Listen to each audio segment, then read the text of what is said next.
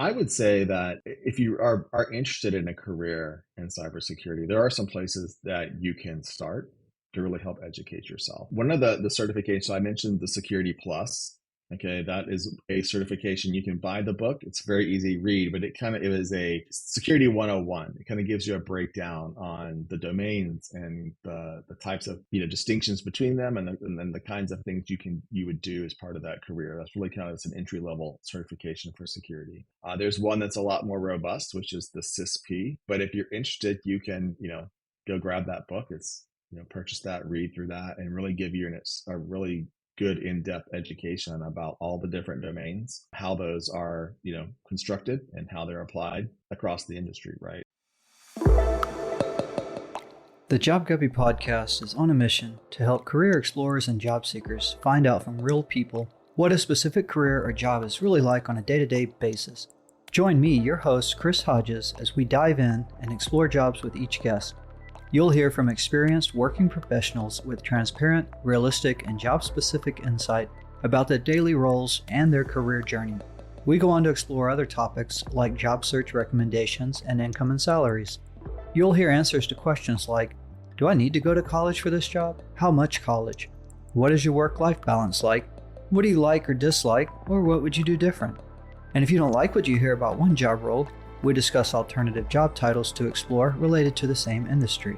And my favorite part is the end, where the guest shares their inspirational insight and recommendations for the next person wanting to get started on their career journey.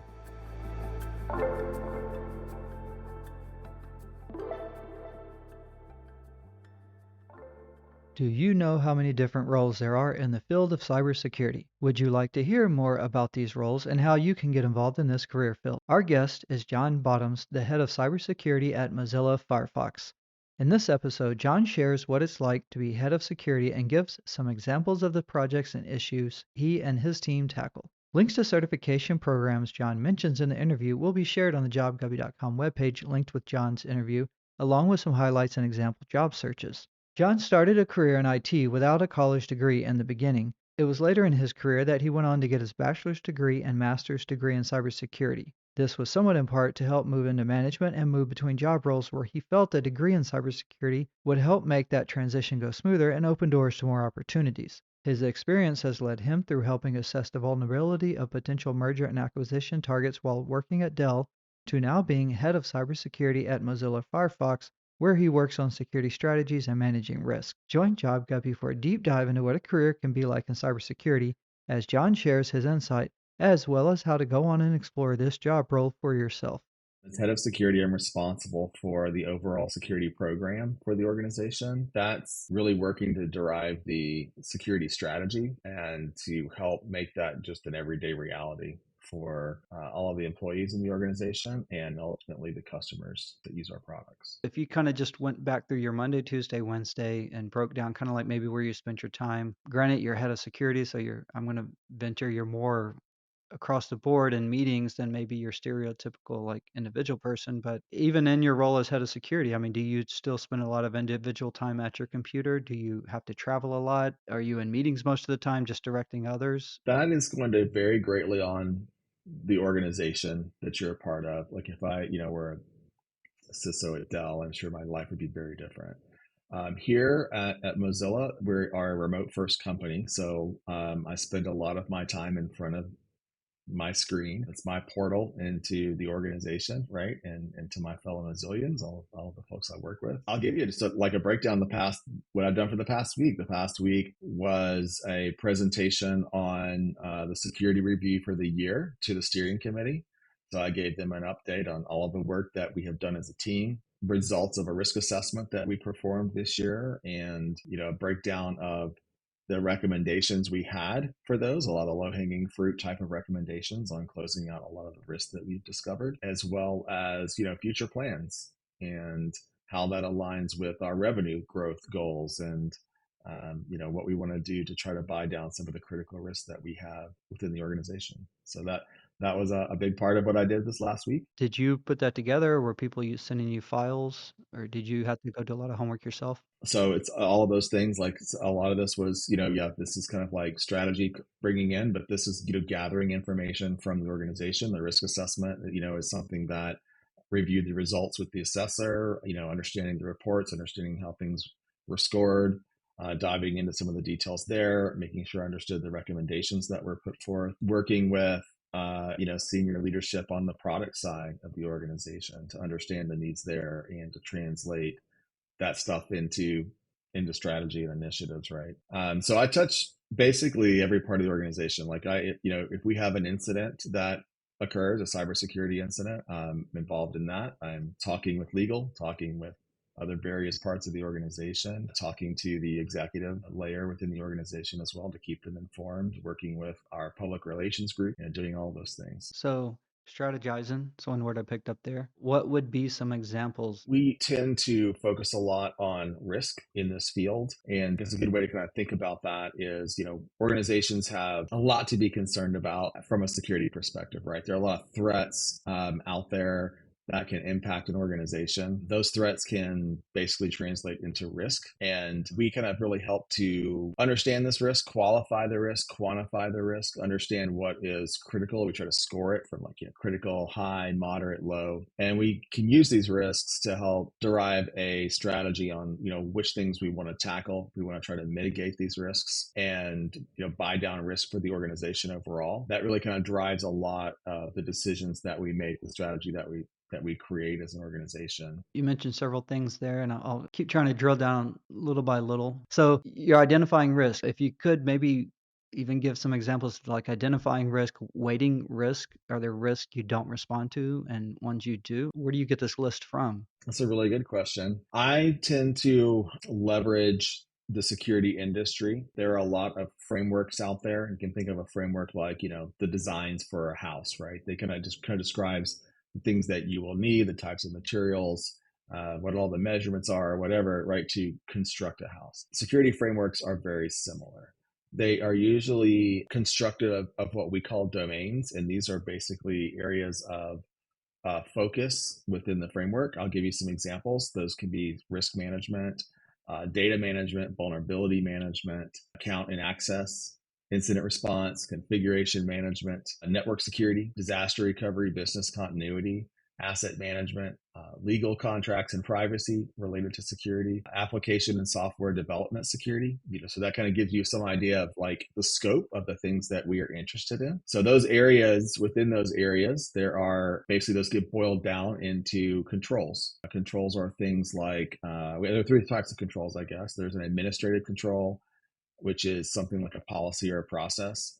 There are technical controls. So those would be things that, technology, things like firewalls or multi-factor authentication mechanisms or whatever. Then there are physical controls. So those can be locks, doors, biometric scanners, tokens, hardware tokens. All of that falls under? Yes, falls under the hat of a security officer in the organization or a security organization overall. It's pretty widespread. So would you say it's a jack of all trades kind of career in industry or career role, or do you have specialists for each of those different, you gave a lot of examples. Do people tend to specialize in different areas? The answer is yes. You can become a jack of all trades.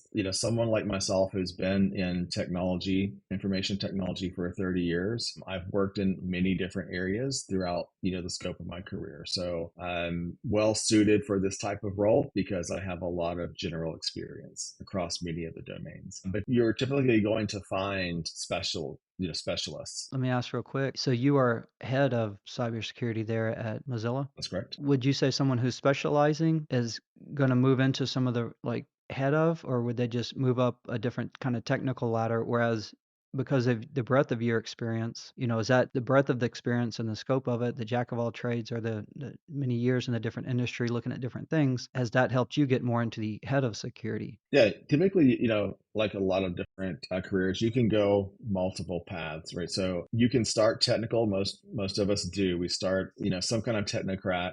We develop a specialty in some area, and at some point, we make a decision to no longer be an individual contributor. You move into management, and that's usually going to kind of start to drive you down a path towards something like a CISO or head of security. But you also can, it just depends on the organization. There are companies out there where maybe it's a really small organization, but has a strong need for this type of role, but yet you're still very technical. You come from a very technical path. Yeah, and what I'm looking for there is it's open to both. It's open to both. Though I would say, in general terms, right, a management path is, I would say, probably better suited. I'll just kind of maybe talk a little bit about my path and kind of help paint the picture as one possible scenario. I started out of high school. Like I built my first computer just teaching myself out of reading the Computer Shopper. And I can remember what that was, but it was this giant Bible of ads for computer hardware. That led to an opportunity to actually build computers at a little shop. That from there led to an opportunity to get on a contractor gig for rolling out the Windows desktop at Exxon Chemicals, which then led to an opportunity to learn more about the backend server infrastructure, right? Which then led into networking. And from there, I decided, okay, I really want to up my game and start to focus on administration, quote unquote, which is basically designing an entire network. Usually standing up the servers, configuring the operating systems, and managing the user accounts, and designing the networks, and all the bits and bobs, right, for a small office, for example. That was my first gig. Was like as an administrator. Was actually at a mortgage operation. But making that transition for me was going through a certification path. I invested in, at the time, it was a Microsoft certification core for basically system administration. And it covered, desktops and servers and networking, database, kind of all the major components you would have, configuration, system management. And so that's really was my path of getting into that. And then from there, things kind of organically grew. I kept going after new challenges, larger organizations, eventually worked my way up to a director of IT. Then I decided I was ready to take a stab at the tech industry. So I moved, at the time, it was a heavy equipment rental company, from that industry into the tech industry. And I went for a systems engineering job at Dell. Is actually where I landed. And Dell being such a large organization, it just provided opportunity to really explore new avenues, things I had never really thought about doing. I did a stint in services. I did spent some time in the product group doing comparative intelligence work for cloud, which was very interesting. As part of that work, I was working with a recent acquisition. We had bought SonicWall, so I was integrating firewalls into my stacks, and decided I, was ready to kind of explore maybe cybersecurity in a deeper level. So I just decided again to go for a certification. I went for a Security Plus, CompTIA Security Plus certification, and that was enough to get me a spot on the security team. By this time, I was doing engineering work. I was just deploying all different types of security tools there at Dell, and there was an opportunity that opened up on the risk team. The manager asked me to join that team. For me, that was a big step forward because it was the first time I really began to use all of the knowledge I had accumulated across my IT career to really understand what things were risky, what either technologies that Dell wanted to deploy,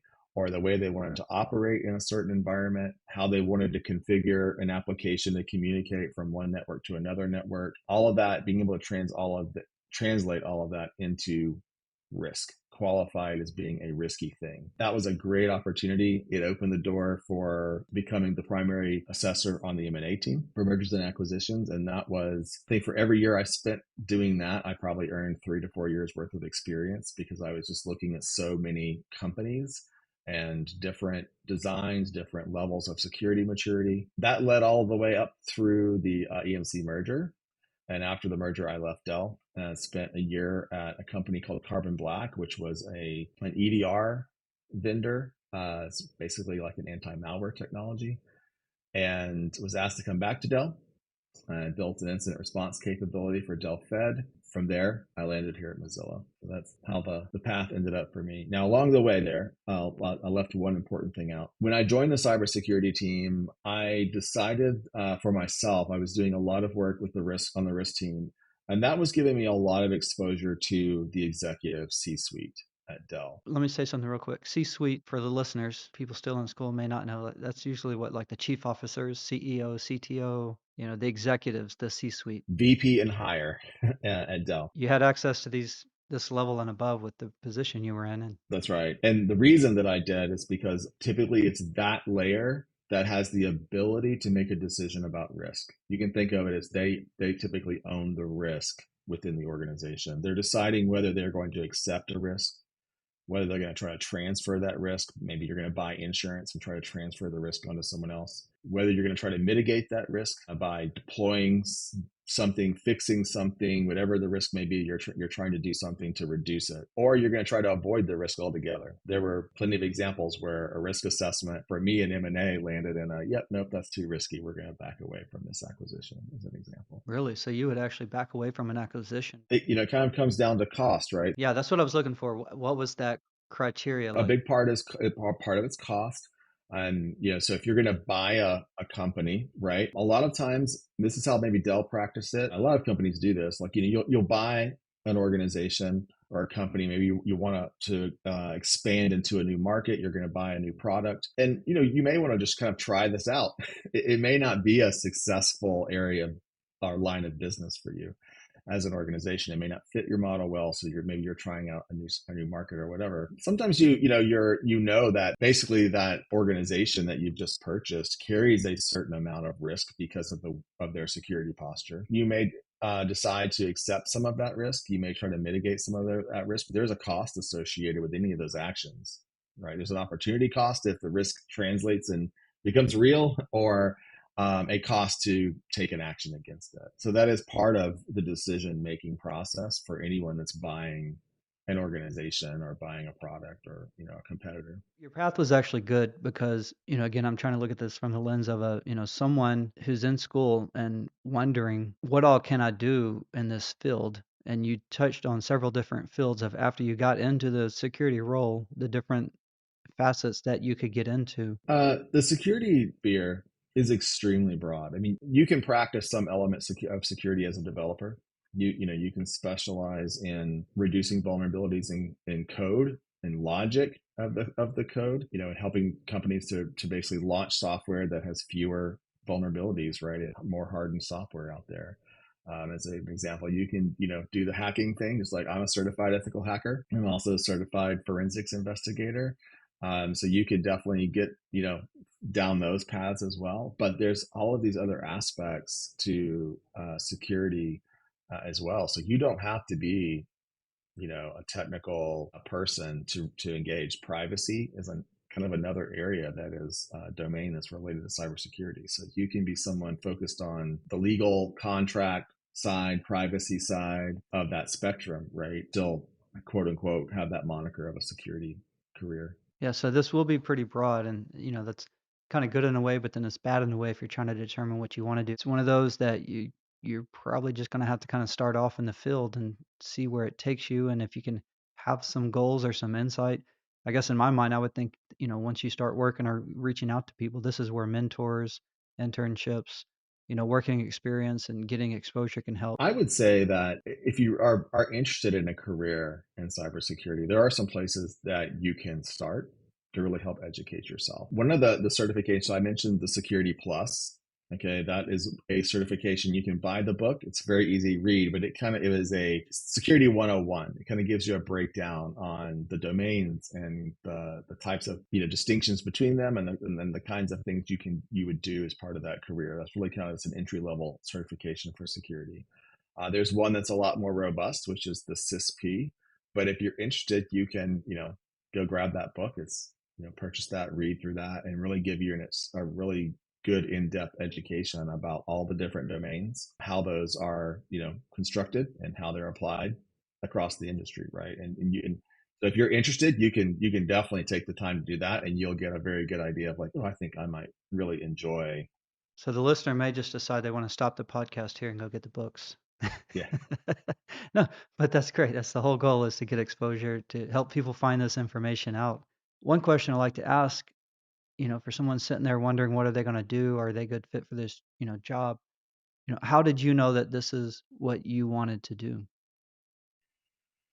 And take it back Yeah, all the way to back in the early days, like, sure. That's a great question. I mean, look, I was a pretty troubled kid. And I don't know if it was an escape or what, but I was just an always curious kid. So it was kind of a way for me to distract myself from the personal emotional trauma that was kind of going on.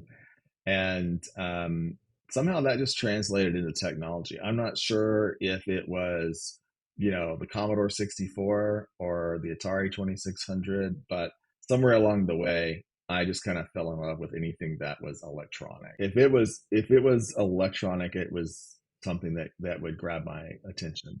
I loved to build things. I loved to design things. I was the kid that took apart a Rubik's cube just to see how it was built.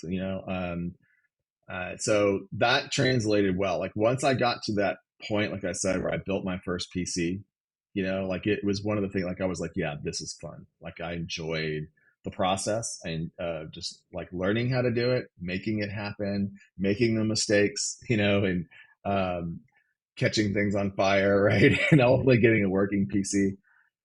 So for me, I think where I was fortunate was I found that early love early on. And technology for me was a way to help people.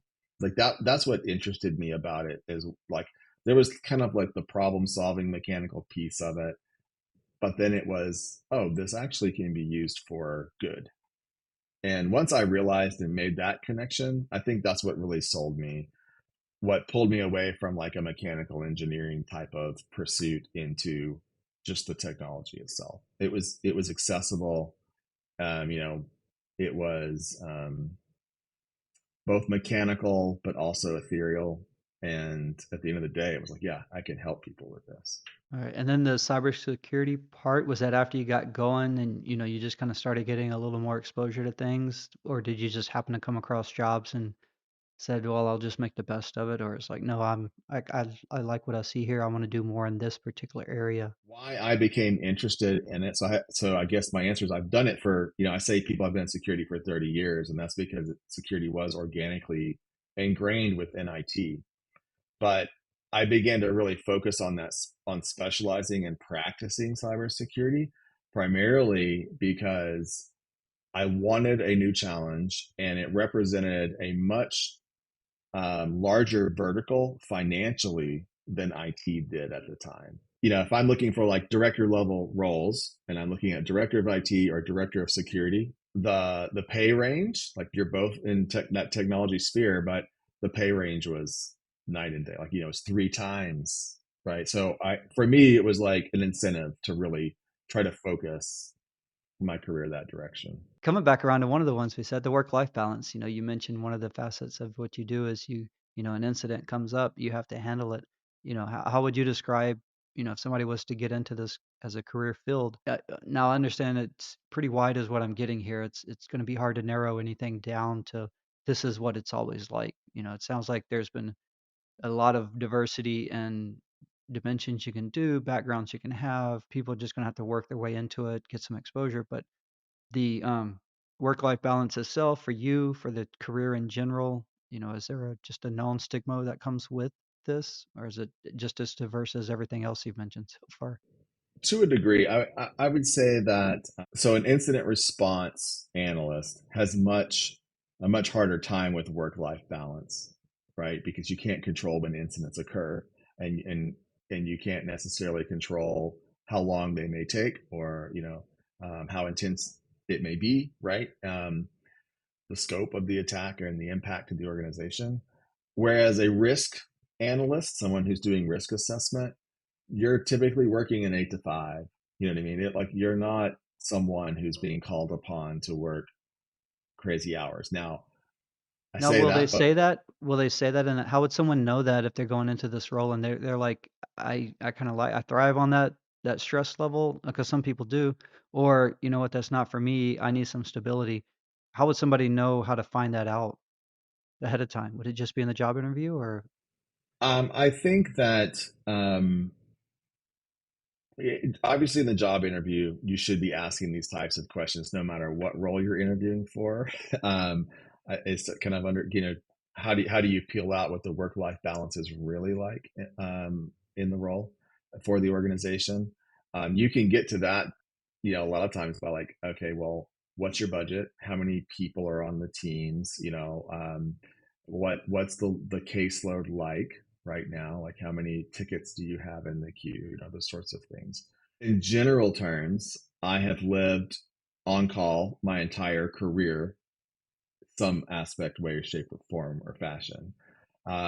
As head of security now, like I'm always on call. Like I'm getting ready to go take off for Thanksgiving week and spend time with family, but my phone will be there and it will be accessible to anyone that needs me. I mean, to me, from the outside looking in, I just assumed a lot of when I hear anything related to cybersecurity is like that. But it's good to hear it's not all like that. You can be in the field, still have some stability and things like that. You just have to look around, know what you're looking for, know how to ask the right questions as you pursue these things, and put your criteria out there too. I always tell people that you need to be vocal about what you want as well.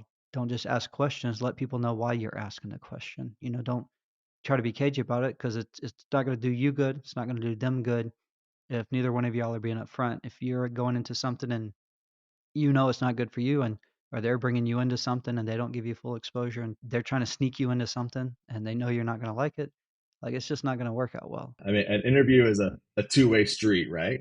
Like they're asking you to try to figure out who you are as the candidate, and you're trying to figure out who you are as the company, who you are as my manager, right? Like those are the things you're trying to get to. Is there anything about this role that you think people would be surprised to know?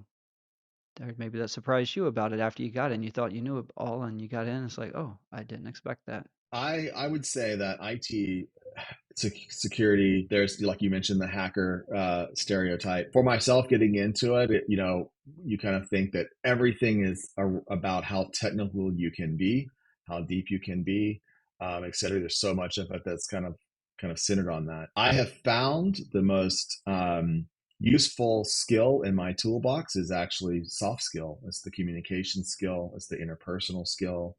No matter what role you may have, or what specialty you go in for, those kind of skills take you a lot farther than just relying on the technical aspect of the roles themselves. Do you have any likes or strong likes or dislikes? And I don't want to get you in trouble with your company, but or anybody you work with. Is there any strong likes or dislikes just that, you think people should be aware of if they're going to be in this field? I think that as a head of security, for me, a strong dislike is the political nature that can occur with an organization that has lots of different lines of business and many different teams and groups that are all struggling to utilize the same financial resource pool. Everybody has their needs. There's only so much money to go around in a given year in a budget. So the political part of it for me is not something I enjoy.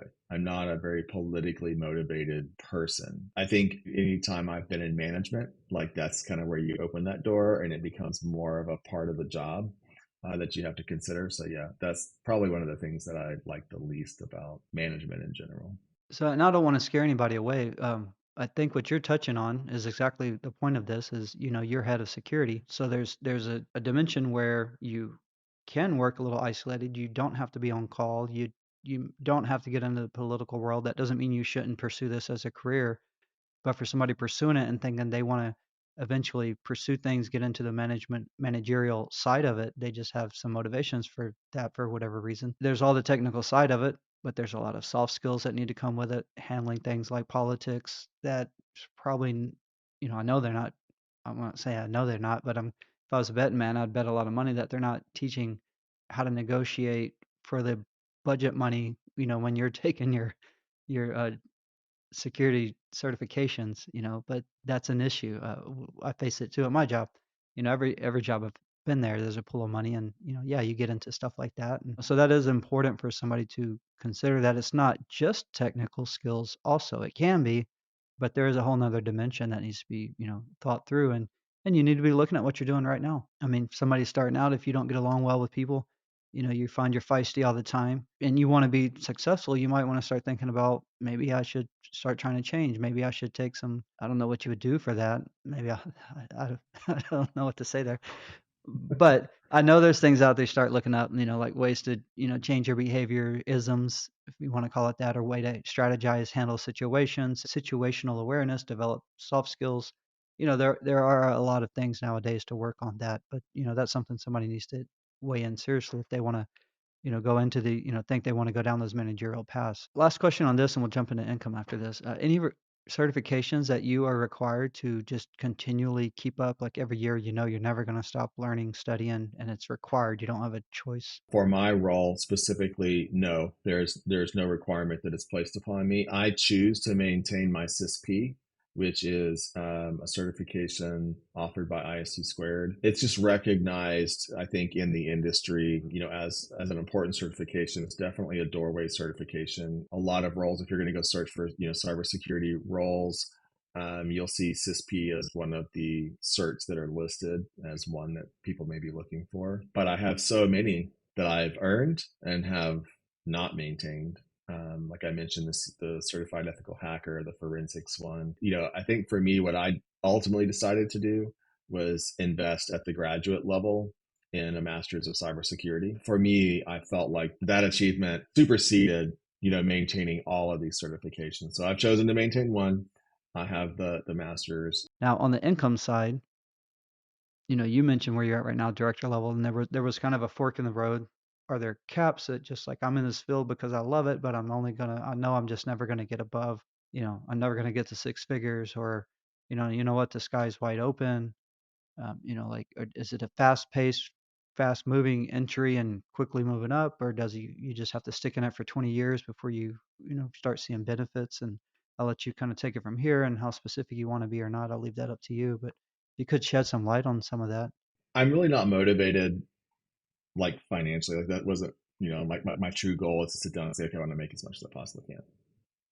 But I will say that what I have observed about cybersecurity in general is that over the past decade, it has been, like I mentioned, the vertical. It has a much higher vertical, in my opinion, than the same level of position in a standard information technology field. Yeah, so somebody 10 years as a level one, level two in cybersecurity versus 10 years of a level one, level two in information technology. The cybersecurity guy is probably going to be, most times, 9 out of 10, getting paid better. I can say that I have a peer who's a director at one of the large financial institutions here in the country. His son just graduated from A&M, so straight out of college is making 150 grand entering into a cybersecurity role. That's very lucrative for starting off, and that's a bachelor's degree. The bachelor's degree. Yeah. So entry level, to me, I think that the pay is quote unquote higher. And then if you are coming into it degreed, or you have certifications, or as you start gaining experience, you can be an eager beaver in any of these fields and get pretty far pretty quickly, as relative to pay. My role, for example, it can be all over the map. Some companies, like if you're going for a really small organization, a startup can pay phenomenal amounts of money.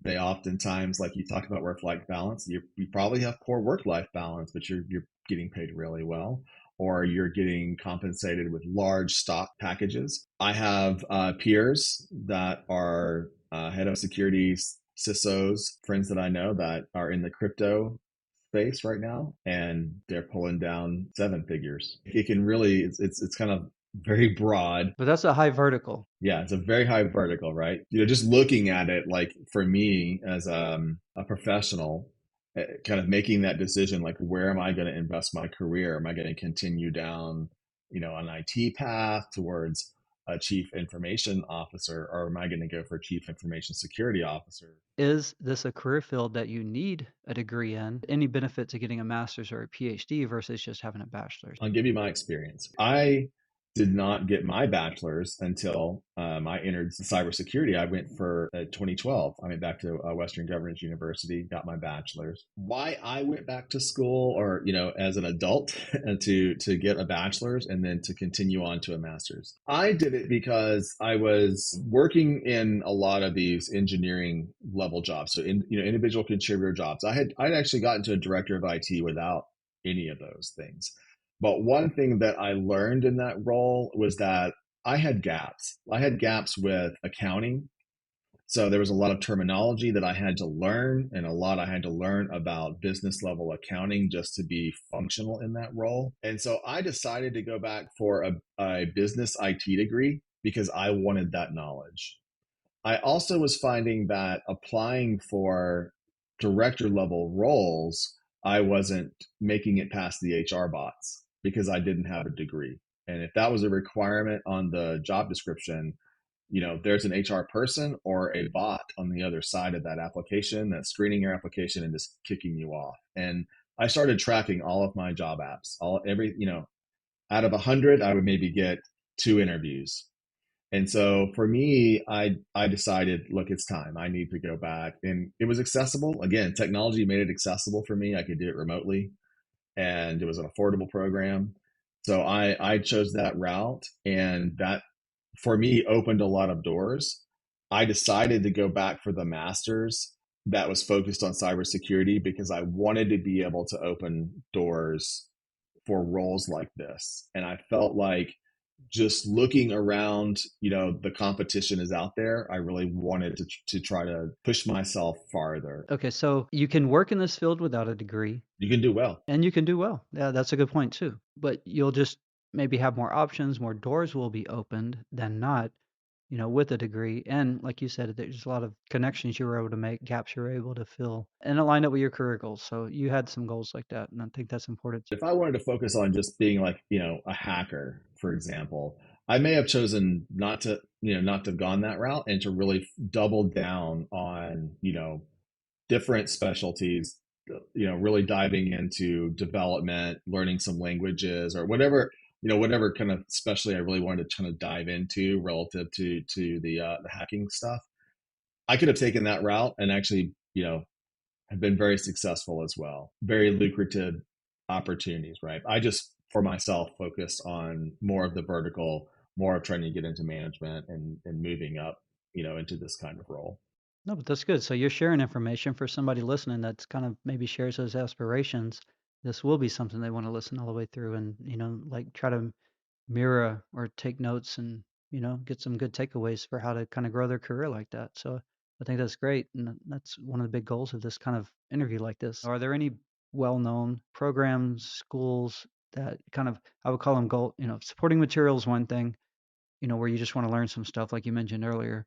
But then there are the other things like well-known schools, what I like to call golden tickets that says if you cut your teeth here, you're just not necessarily do good, but you're going to at least get a really big chance to shine if you come through this portal or something. I probably can't answer the question on, hey, these are the universities you should focus on, kind of what's known in the ether out there. Personally, I think that if anyone is making the investment to go and pursue higher level education, right, you're going to get a benefit from that no matter where you're going. I will say that for myself, the Western Governors University program, I got a lot of benefit from the way that it was structured. You got certifications along the way as a result of some of the classes. So if you're someone who's looking to, enter in with certifications like out of college, that for me was a great program because I left with my bachelor's with certifications. The same with the cybersecurity. I left with a certified ethical hacker out of that program. Those kinds of programs to me are great because you get the hands-on applicable currency of certification, right, to kind of tag on to that degree. That kind of says you don't need a golden ticket, along with a lot of the other stuff you said is pretty wide open and self-motivated. Lots of ways to go about doing this and be successful at it too, which is good. That's not always the case in some job roles. You can do okay, but for the top earners or the well-known alumni, they might 90% of them in some industry might be associated with a particular school or program. This one's more like it's wide open. I'll give you just a couple of resources. So there's one, it's sans.org. So if you're someone who's interested in high quality training, certifications that are sought after, well recognized in the industry as a whole, SANS is well respected in this area. I mentioned the CISP, so that is ISC squared, well respected as well, and a great community of professionals. And then I mentioned the ethical hacker certification. That is something that I got here through the EC Council. Job search. So this one might be kind of hard to nail down because I don't know if you would just type in cybersecurity and Indeed. I don't know how how would you recommend if somebody wanted to kind of get some information, how would they go about job searching? If you just type in security or cybersecurity into one of those job search engines, you will get all different types of roles. So I think, like I said, if you're interested going and looking at something like any of the book I mentioned, like the ISC squared CISP book, you will find a field that you're interested in. Those keywords you then can use to just go and perform your search. So if you're interested in, like, I want to know what a hacker might make or whatever, you could just type in CEH. Like, just the certifications themselves will pull up job recs, and then you can kind of look through the titles, what might sound interesting to you, start to look through those. So that's one way to kind of approach it, is to do a little bit of research on the certifications themselves, which ones are tied to what type of roles, and you can just search on the certifications. And are there any well-known sites, or is it just your standard LinkedIn, Indeed? I use LinkedIn a lot. I think the thing I like about LinkedIn is I can see who's in my network. To me, there's like more of a database kind of readily there of like different avenues to explore an organization. It's also typically easier to apply. So I prefer LinkedIn, but Indeed, I mean, any of them out there. So you talked about the titles you could look for, and you actually mentioned a lot of titles earlier too, and then we talked about interviewing a little bit. I don't get too much into interviewing. This is more just about the job itself. That might be something that I'll listen for feedback to see how that's something people would like to hear more about.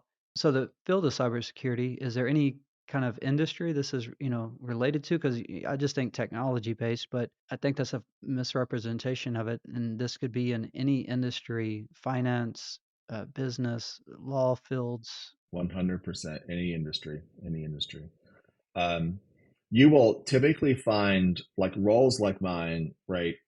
In organizations that are global organizations, anyone that's publicly traded for sure, because they have a lot of regulatory compliance that is required of them. Yeah, so this is also a widespread career field that's probably good for job opportunities. Anywhere down to nonprofits. Habitat for Humanity, I think I saw them have a head of security type of role available the other day. You'd be surprised because it is so broad. It's essentially every discipline out there, every type of organization, whether it's public, private, every industry. I think that's one of the reasons you just see the demand is so high. It is everywhere. It's not like it's just a tech company that has to worry about cybersecurity. So, on the advice side, is there anything you would do different?